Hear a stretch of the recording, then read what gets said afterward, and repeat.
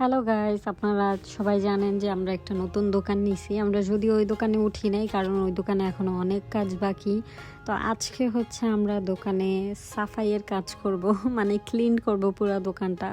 মানে এমন হয়েছে যে দোকানটা আগে রেস্টুরেন্ট ছিল, তো পুরো দোকানটাই পুরো কালি কালি করে ফেলাইছে, আর শাটারগুলোর অবস্থা খুবই খারাপ।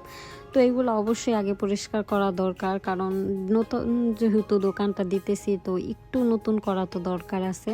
ওই যে আমার হাজব্যান্ড ওইখানে কাজ করতেছে, আর আমি তাকে ভিডিও করতেছিলাম। পরে ভাবলাম যে না, আমারও হেল্প করা দরকার, কারণ অনেক কাজ এখানে হচ্ছে। আমি আমাদের যে কাটিং টেবিল ওইটা পরিষ্কার করতেছিলাম, কারণ ওই যে উপরে শাটারের সাথে যে ময়লাগুলো ছিল এটার সাথে লেগেছিল, মানে পয়রা এটার উপর লেগেছিল, যার কারণে আমার মনে হয়েছে যে পরিষ্কার করা দরকার, কারণ নইলে এগুলো পরে উঠবে না। তো আমি এখানে পরিষ্কার করতেছিলাম, আমার হাজব্যান্ড ওইখানে কোড়ায় কোড়ায় ময়লা উঠাইতেছিল। মানে এরকম হয়েছে, শাটারটা অনেক দিন বন্ধ থাকার কারণে ওইখানে অনেক ইঁদুরের বাচ্চা ছিল, প্লাস ওইগুলা পটি মটি করে রাখছে। এছাড়া অনেক ময়লা গলে একদম এই যে এরকম তেল তেলে হয়ে গেছে। তো এটা যেইখানেই লাগতেছিল ওইখানেই ময়লা হইতেছিল, আর এটার কারণে অনেক বাজে স্মেল আসতেছিল দোকান থেকে। প্রথমে আমরা এটা খুলে ফেলছি, খুলে দেন এটা পরিষ্কার করে নিছি। এখন আমার হাজব্যান্ড হচ্ছে এই যে রং করে ফেলছে। এই শাটারটা পুরো রং করেনি, কারণ এটা হাফ খোলা রাখবে, আর পুরাটা রং করার প্রয়োজন মনে করেনি এই জন্য।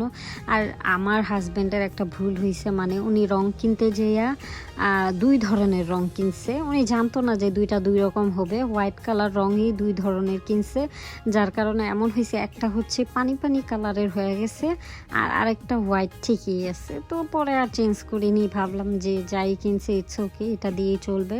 এটা হচ্ছে রং দেওয়ার আগে আগে পরিষ্কার করে নিতেছিলাম সবকিছু ঝাড়ু দিয়ে, কারণ আবার রং করলে আরো বেশি লেগে থাকবে ময়লা, আবার তো মুছতে হবে। আমার হাজব্যান্ড হচ্ছে বাহিরে যে ওই যে শাটারের ময়লাগুলা খুলে রাখছে ওইগুলা সব পরিষ্কার করতেছিল, ওইটা আমরা লাস্টে পরিষ্কার করছি।